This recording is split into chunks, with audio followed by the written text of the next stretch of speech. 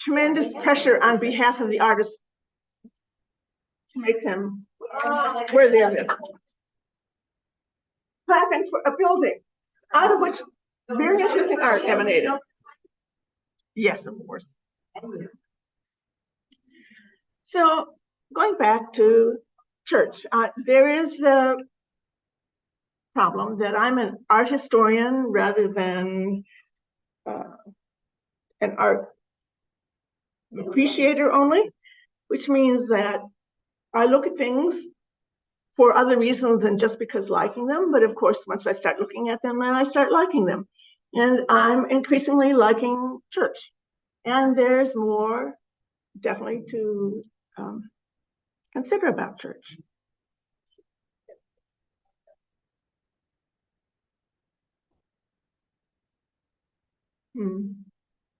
Somewhere there. Remember this work he did, Storm in the Mountain, when he was still, recently out of having tutelage from Thomas Cole with Cole's kind of tree. And you can sort of see the teacher-pupil, a degree of rivalry being played out, like the young man is doing it slightly differently than his teacher did. But so that we looked at a little last time, but then I thought, this is also such a piece of daring do. When you think of what he's representing in pigment, first he shows spiky shards of that tree and that rough bark, and then mist. The most intangible and then the most tangible through a completely different medium. I mean, he is so good as a painter.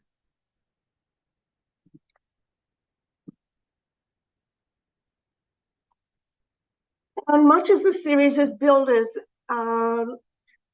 looking at American art, I brought back this Heart of the Andes by him because it looks at the attitude of Americans at the time when we were saying, like, when I've been talking about these paintings represent with the light bursting through the clouds, that's divine sanction. And these are all, when you have these minute Native Americans in there, that's a sign of the manifest destiny, that they are the vanishing people to be replaced by the enlightened white people who come from Europe.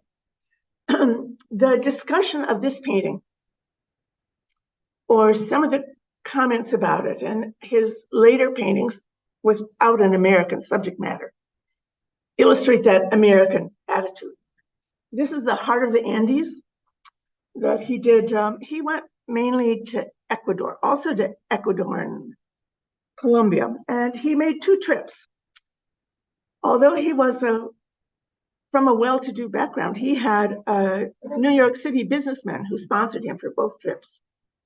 So American art is very much involved in business, not so much involved in government, not involved at all in church, but business and the art, certainly from the beginning.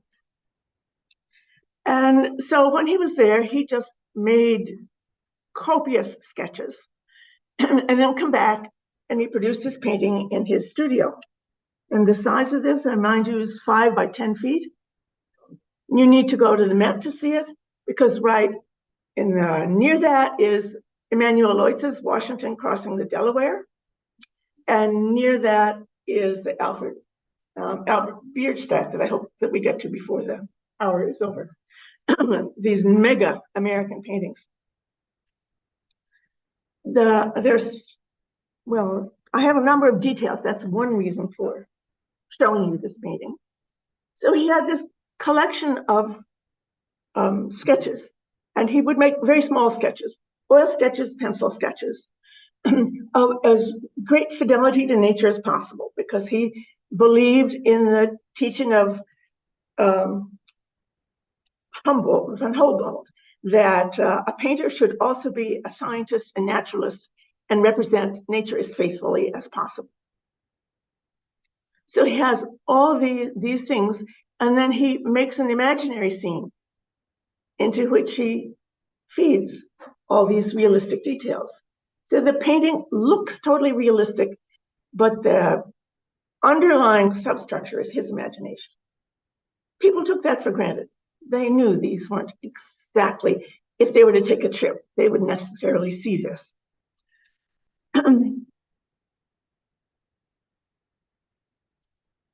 So, for example, things that are sort of like clues that this is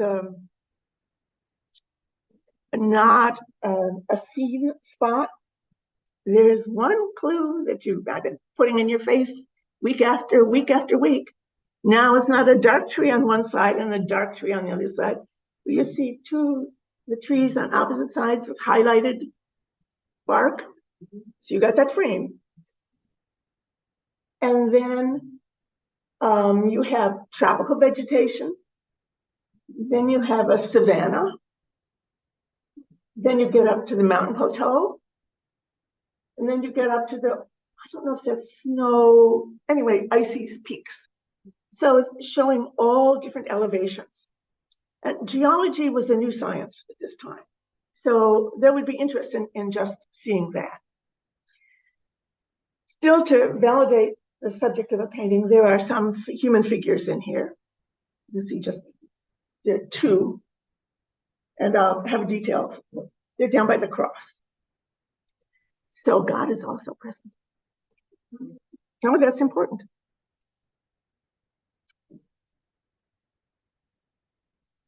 So here you have the lighted tree that was on the left. And you see the birds in there? There's a long green-tailed bird on a branch just to the right of center.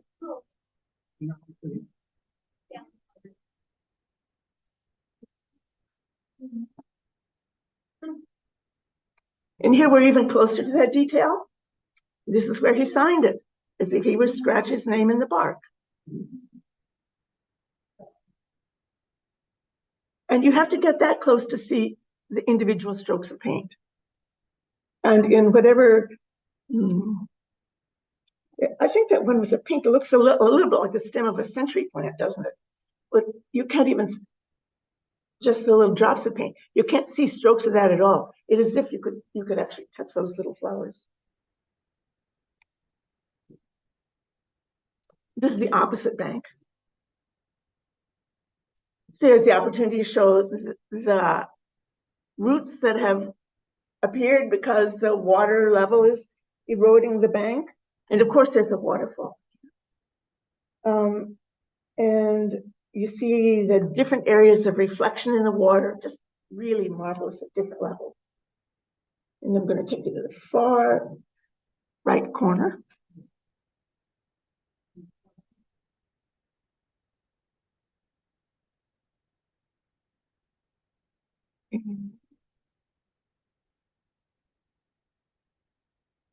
There you see the pair by Ios. Maybe that's a wayside memorial. Perhaps it's meant to represent a tomb. And then you see a villa, a hacienda in the background. And then you move up another level. So you're getting rock, soil, flat soil, jungle, one after the other.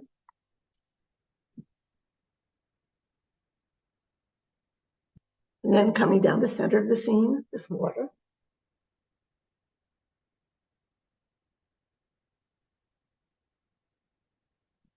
And this is the engraving that people could buy to have constant memories of it.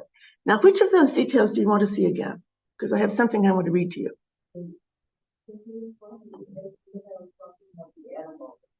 That one? Yeah. I don't know. With his head leaning down into it.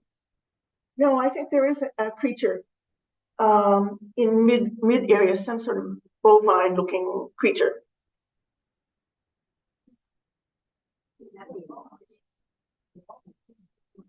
Would the water be so calm, Maggie, just before the waterfall? What? Would the water be so calm as in this? Well, no, but for a painter to show off what he can do. She asked, could the water be so calm just before a waterfall? No. But now I want to read you something. Less than a year. Less than a year. Now, this painting went on tour, as I said. It was in his studio, and there were throngs of people came through, and he earned money from their coming in. They paid their 25 cents admission. But when it went to St. Louis, Mark Twain saw it. And he wrote a letter to his brother about it. So that's what, of course, it's going to sound good because it's Mark Twain writing. But this is what he says.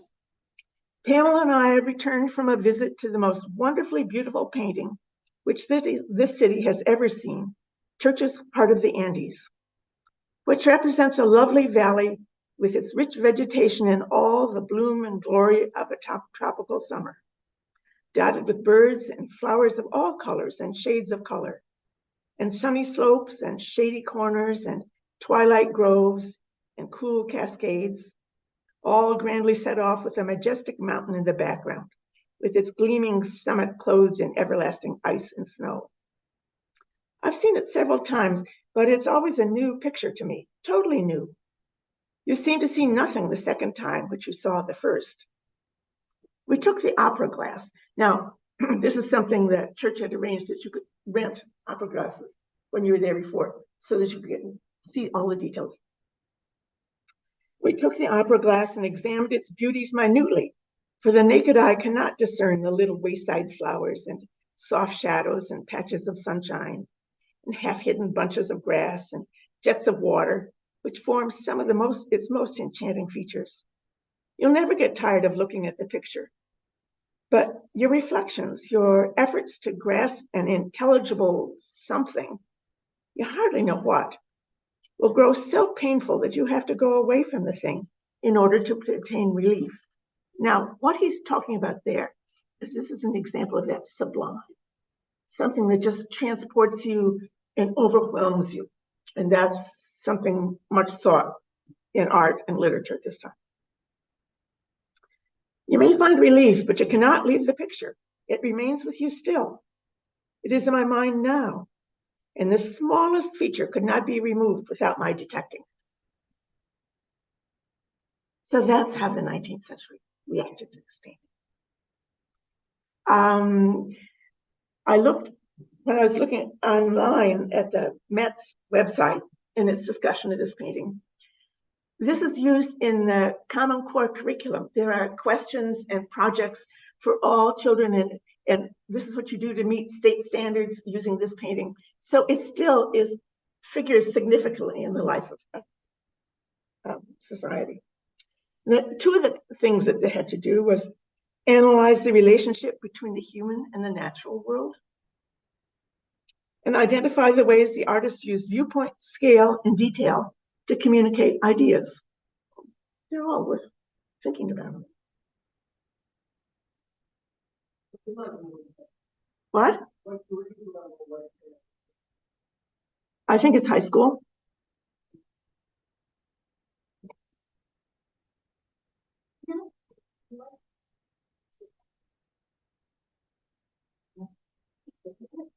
What? The amount of detail is almost incomprehensible. Mm-hmm.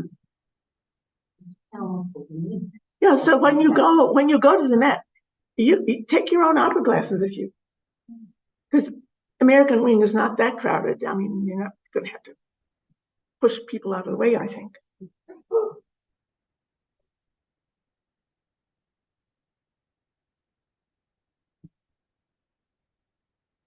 So these are his so-called big pictures. And the Heart of the Andes and the Niagara. Niagara was the first of them. This is called The Icebergs. And this is in the Dallas Museum of Art. He and a good friend of his, minister, hired a schooner, whatever, which kind of, I don't know about one kind of sailing craft from another, to go up around Labrador and Newfoundland to look at icebergs. No American artist had ever done that before. So he was a pretty intrepid traveler too. And this is the final painting. I want to show you a number of sketches because you should also, I enjoy seeing how an artist, some of what we can see is the way he gets to the final work. But this painting, and tell you its history, and again, this was going to be shown in the main gallery in Manhattan, run by a French dealer. And then he was going to send it on tour. It did go to England twice, and it went some other places. But it was not a great success because 2 weeks, well, actually, there was a publication in the paper when this painting is going to appear, show up at the gallery, get your tickets. The Civil War broke out. And as you might imagine, people had other things on their mind than going to a gallery. Also, the painting didn't look then like it does now because he repaints it and retitles it in response to people's reaction and to the war. People's reaction was like, is this an allegory? Is there a story? Because at that time, it was only the icebergs. So that's people expect to find in the painting a message, not simply visual phenomenon or something interesting to look at. So in response, what he did was to put in, well, it is a little bit under the, you have to take my word for it because it's under the bar text there. You can just see lying on its side a little bit of a mast of a ship, a little bit of a shipwreck. And it's like the little lookout and then the mast. So it makes a cross shape, cross lying on its side. And he retitled the painting The North. So it's an oblique reference to the war and his siding with the North. And once you put that in there, yeah, people could now understand the painting.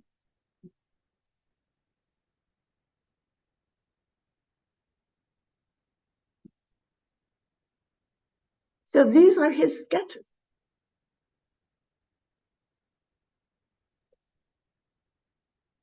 That's the detail of it. Now here comes the sketch. But it's fidelity to it. You can see, I now know that those lines at the base of an iceberg, those striations, they're called terraces. Those are the lines that indicate where there's, it's been at water level and there's been some melting. And it's showing that this is tilting. So he's again wanting that physical accuracy in the details. And that's also why the water to the far right looks green, because that was the observation, what water near that melting ice looked like.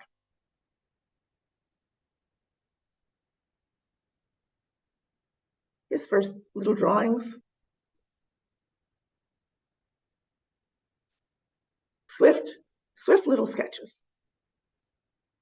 That one is, well, no, I won't say that probably. See the iceberg way in the distance? It's just essentially taking notes on everything he sees.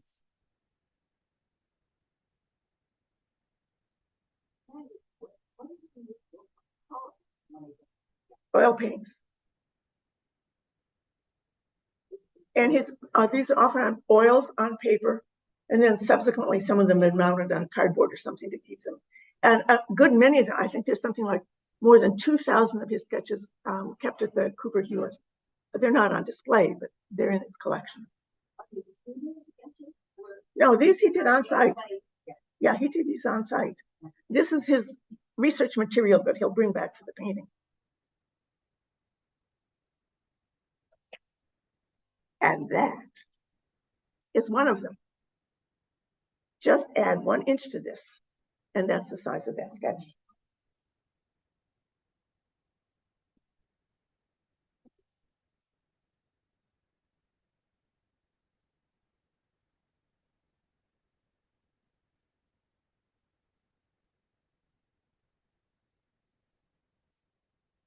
And then it came back a decade and a half later, and then did this painting with a sort of a ghost-like ship passing by.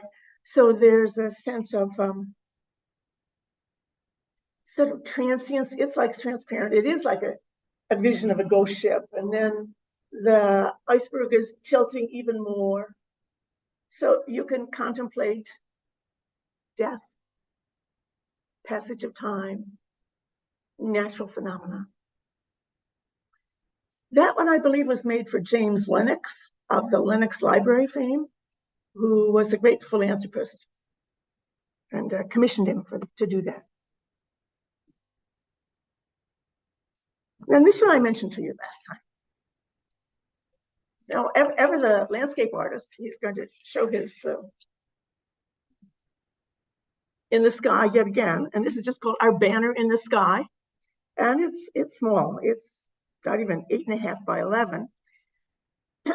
And this was then, he was hired to turn this into like a colored lithograph. And there were many, many, many of those sent around, sold. And then a few of them he painted over as well. And there's one of them at his home in Olana. So you see, it's like the stars are just breaking through as the clouds part to form the flag. And a barren tree.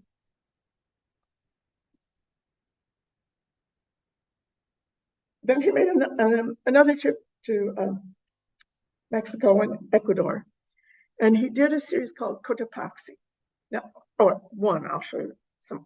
No, he did more than one. But this is the photograph of the volcano. Now, this von Humboldt said that it was the most active, most dangerous of all volcanoes. So he's drawn down there to see this spectacle. And he produced this little painting in the mid-50s. People didn't like this one either, because it's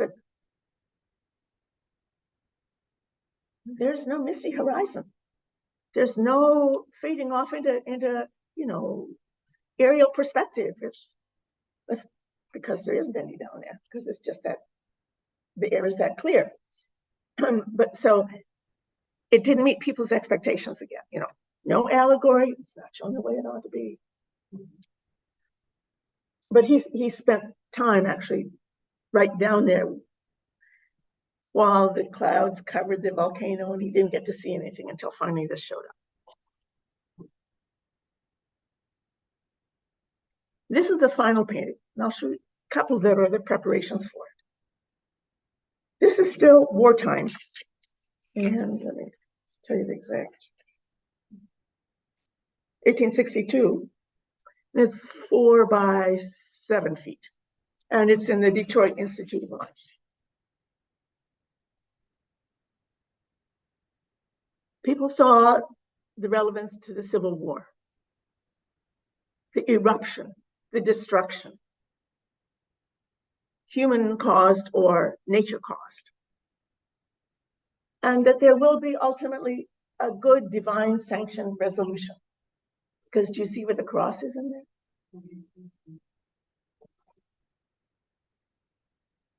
Look from the sun down to the reflection of the water, and then look at the reflection going across. So again, it's nature that's giving you the sign.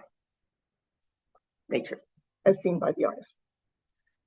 So here are 2 of his preparatory works for that. Just his working out of there's a little chalk and then this pencil. You can see he doesn't know yet what to do with the left side of the picture. He's not interested in that. He's got to get this. And he's in that one. The cross is more obvious because he has a waterfall that just extends that vertical. He's going to put a waterfall in everything. He is really wonderful at this. And then this little oil sketch. And this is 7.5 by 12 inches.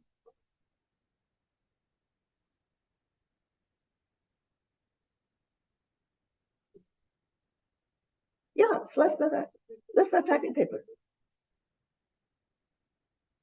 And you might, I think at the end I have the final painting again, where you'll see what he changes.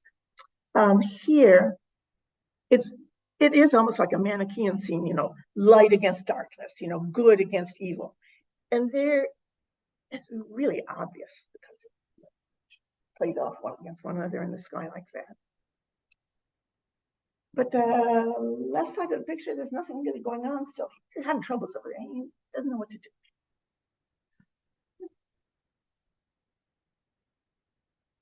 Puts a tree there. And he moves the falls.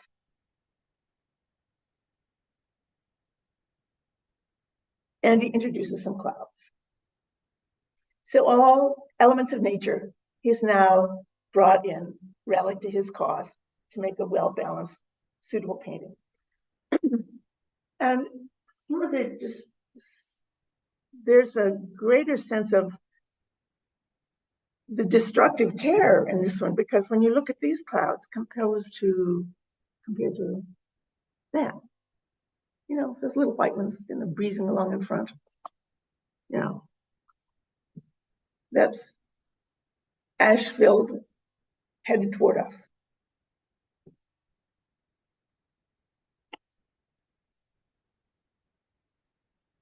And then the last for him, I hope, how many of you been to Olama?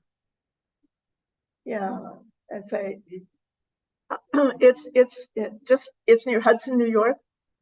And he designed it with the co-designer of Central Park, Calvert Vallo. He went on to have a career. I mean, he didn't paint only these, but he went to the Middle East. There's a great painting he did of the Parthenon, of an archaeological site in Jordan, did a Petra. And the name is a Middle Eastern too, so it's very much a sort of an exotic Middle Eastern environment he creates for himself here. That's his view. Now, just across the river is where Cole lived, in a federal style, very simple house. But that's their view, and some of the interior furnishings. And there are Cole painting sketches on the walls. So, yeah. Change of environment completely. We're going to go out west now. Mind you, still talking about artists who were born in the East, but they go west. Exact middle of the 19th century, that's when the extent and shape of the continental US was formed. 1840s, 1850s. And business, government, national pride, all operating on that sense of manifest destiny that God has given us this continent. We are destined to own it. It's what's given to us. So the trains, settlement, exploration. There's a great burst from the middle of the century. And just a couple of images I have here for a man named, have you ever heard Carlton Watkins? He's a photographer.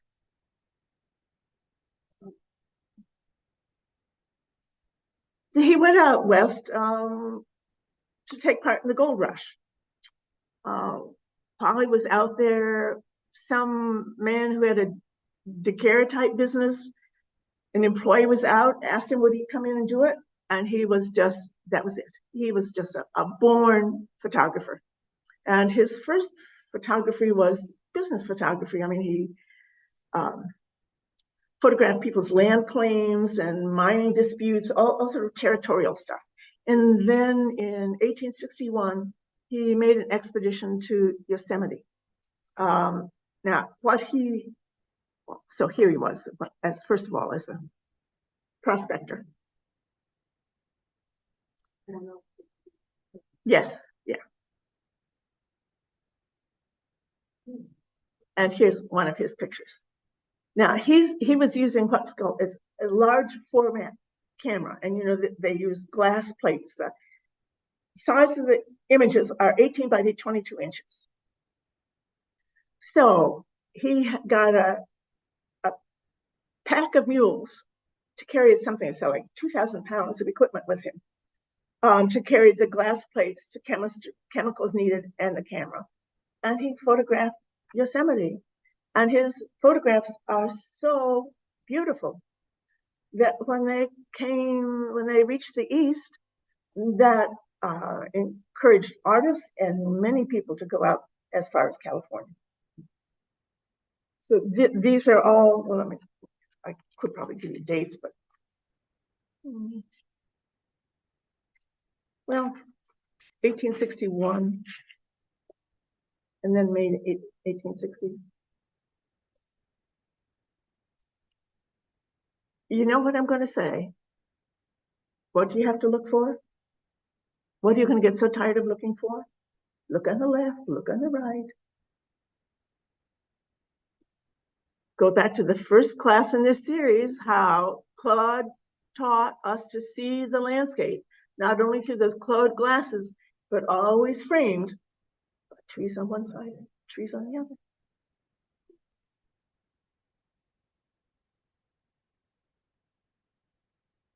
With the stream down the middle.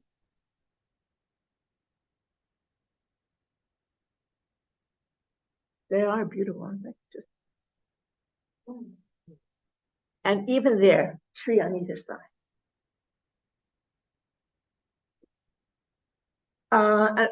There aren't a lot of photographs surviving from the work he did because they were destroyed when there was that San Francisco earthquake in 1906.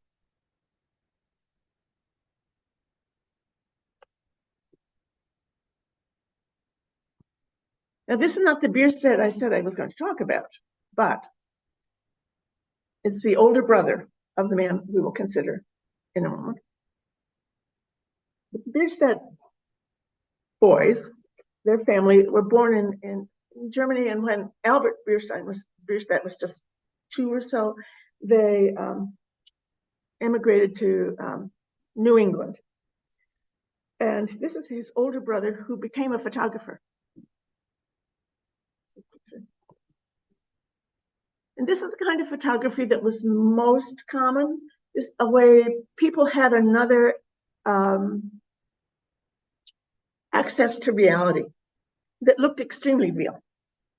Because these are for a stereopticon. Does anybody here have a stereopticon? I'll show you one in a minute. But you know what this is. This is where he had the studio, Niagara Falls. Was he looking at the rushing water? See? There it is. So in the stereopticon, I grew up with one of these, but I never looked at the pictures carefully enough. They're taken so, they're actually 2 different photographs.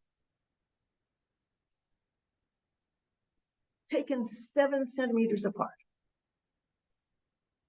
So that when you look at the one taken on the left, and then the one taken on the right, that's about the width of your nose from eye to eye.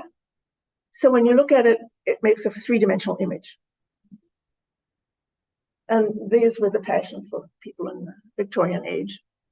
So they began to see real 3-dimensional, real landscapes.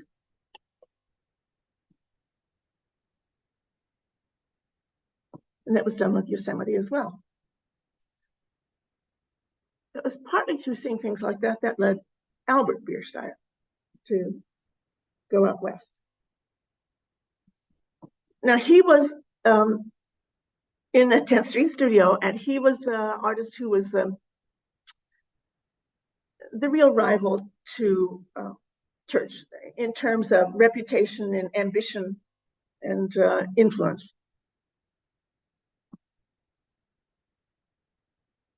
I do love this. I'll leave that. I'm going to just say a little about him.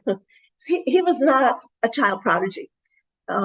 He did decide to become an artist, and he went back to Germany, wanting to go to that art school in Dusseldorf. I mentioned that's one where artists were especially taught to do landscapes in very precise style. And there are a number of Hudson River School artists who studied there. He did for a while, and Emanuel Leutz, who was there, took him under his wing and taught him some. So he came back to this country, and he really made himself because he joined one expedition out west. It's called the Lander Expedition, like Lander.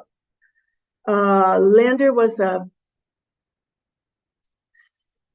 well, there's all sorts of things, but explorer, scientist, and he took a government commission to find a route for a railroad to go out to the West Coast. And then also on his own dime to find a new way for wagon trains to get out to Oregon Territory. And he especially explored the area of Wyoming. And he took with him a photographer and several artists because it was understood that the arts were extremely important, not just for showing topographical views, but to give people an idea of what lay out there to draw them to come. And Leutz encouraged getting Bierstadt, who was 29 at that time, to join in Lander's expedition. But this is after he's a success in the city, as you can see. He's back now with lots of Native American artifacts on the wall, and his admiring businessmen. This is very close time with business. They're watching him paint. He's painting from stereographic images. This is a little one he did when he was just on the way out there. And it's just, let's see what it's, I have things inspiring to read that he said, but let me get.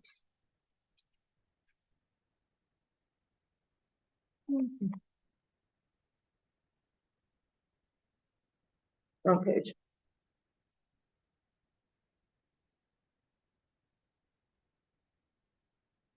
Oh, well, here's what he said.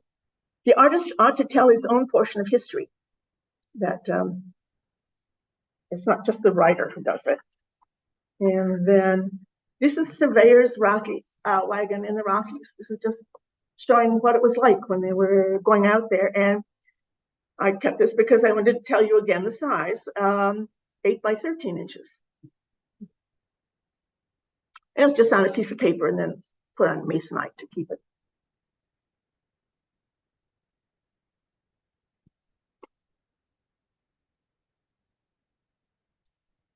And this one, Wind River Mountains, Nebraska Territory, what's now Wyoming. So he's documenting things, but this, although the mountains are correct, he never saw this scene. And the details of the Native Americans may be correct, but he never saw this. That gold, the minute you see that wonderful golden light in the mountains and that wonderful blue haze, you can suspect that art has intervened in reality, that he's made it into something romantic, inspiring. And people understood this at the time. They said, no, he's not showing you the thing, but everything in it is real. So they made that distinction. That's another one of his sketches. Now, when he was in Germany, he sketched the Alps, and he tends to make the Rockies look like the Alps. The kind of peaks he puts on them. But, you get 2 Native Americans to give you scale, and again, that idea, there are not many of them. And this is the one that's at the map. The Rocky Mountains, Lander's Peak. And it's 6 by 10 feet. It used to be shown right across from the heart of the Andes. I don't know if it still is. See, because they're same time. That wonderful mountain you see in the background is imaginary. Lander's Peak, there was no Lander's Peak. But Lander had the year, he fought in the Civil War. It was a heroic general. He died, I think, from pneumonia, but during the war. And Bierstadt, as a kind of homage to him, began this painting immediately afterwards, so sort of like summing up all the feelings of the adventure, what had been on their great expedition. So this is an imaginary landscape. This is not really the Wyoming territory.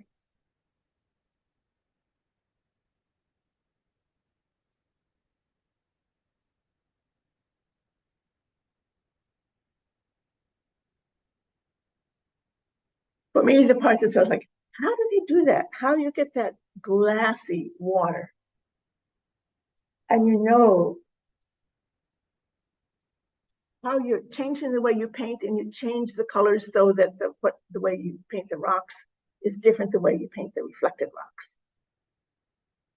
And you have no trouble understanding and seeing the difference. Two small Indians there admiring it.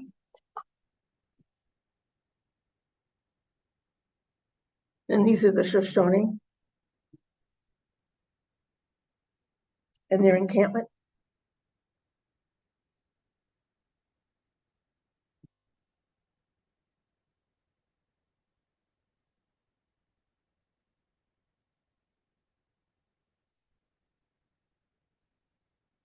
Here's something that also he wrote. With the people in their expedition, we see many spots in the scenery that remind us of our New Hampshire and Catskill Hills. But when we look up and measure the mighty perpendicular cliffs that rise hundreds of feet aloft, all capped with snow, we then realize that we're in a different class of mountains.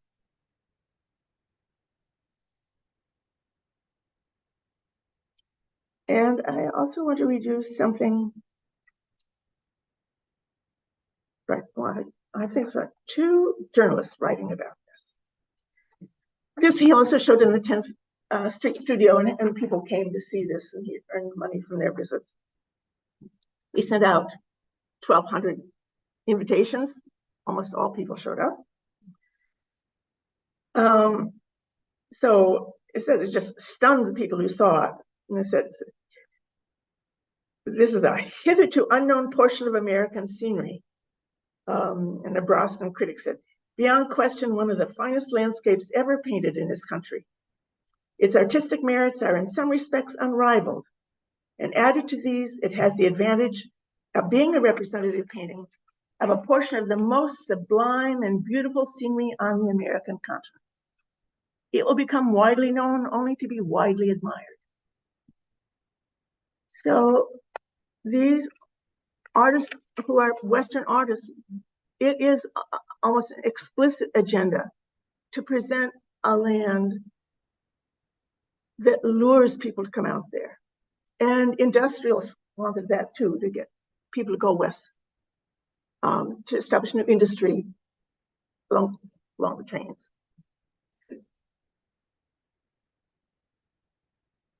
So I'll just quickly show you a couple more because it's also time.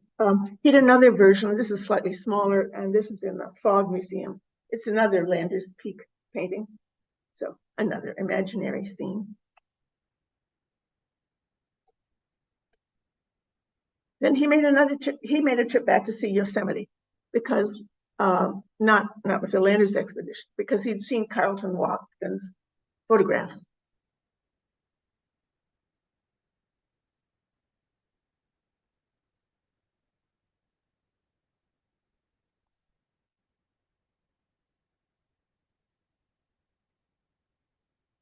One looking up the valley, one looking down the valley.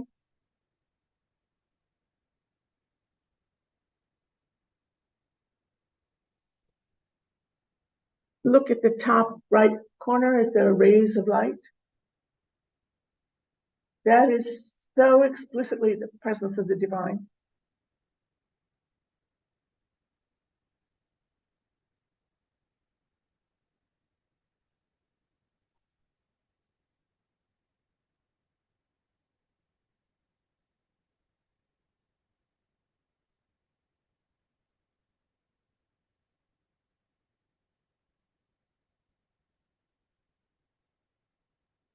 storm in the mountains. The size on that one.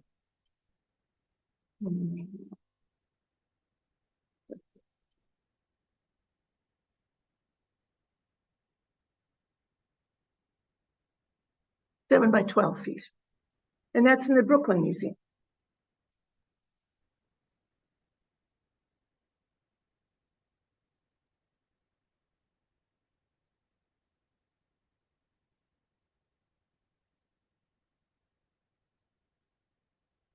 So he's in his paintings exalting, dramatizing the magnificence of the West. But he evidently was also of two minds because he was an observant man. And he saw that there were fewer Native Americans and they were being driven onto reservations.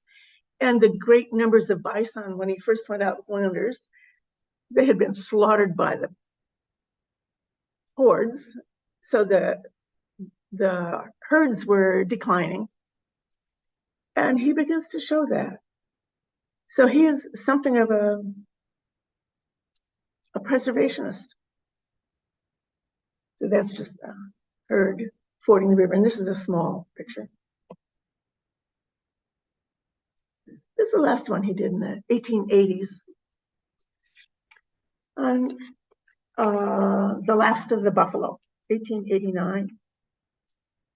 Didn't write down how big it is. Big.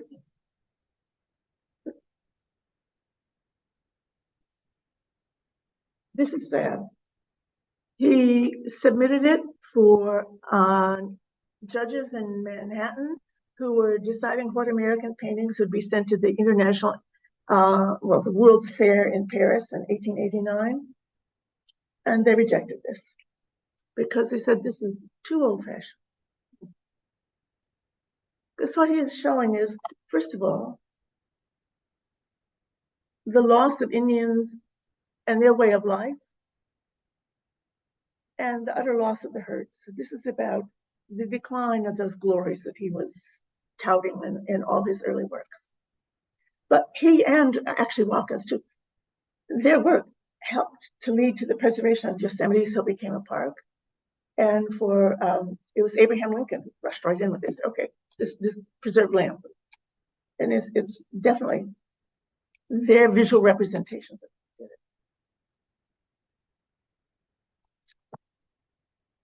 All right, so I don't know whether you consider that art, but it's certainly historically fascinating. Does anybody have questions? Hi, Maggie. It's Lori Goodman. I just had a question about whether the older classes are going to be posted to YouTube. I only see like 2 of them on there now. Does anybody know? Michelle said we know one didn't record, and I think she has some that when she has time, she's going to try to get on. But I don't think they'll all be there. Yeah. Thank you. Sure. Maggie, I was wondering about the difference between a sketch and a painting, because the sketches seem to be done with paint as well and in color. They are, but they're not finished. It doesn't go back. There's no reworking. It just has if you were a French avant-garde artist at that time, even the sketches would be looking too finished, but by the standards of these final works, that has an impromptu quality to it. Thank you. Yeah.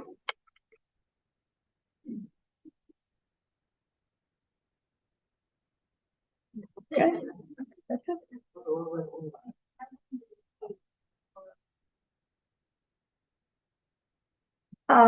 He evidently worked very quickly. So the dates, these come at maybe one a year.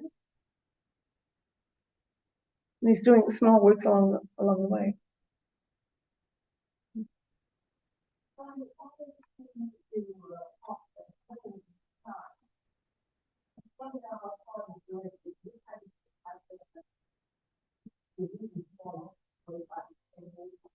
No, this is like the trees on the side. It's that device to make you know that that's sky. That's not just blue paint up there. That's the way to give a sense of the space.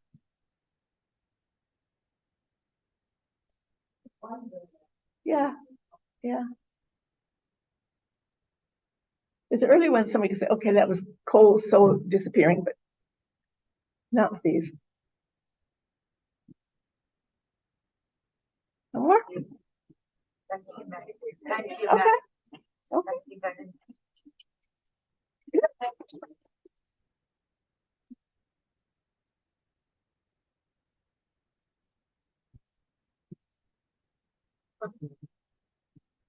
Thank you, Maggie. Yep.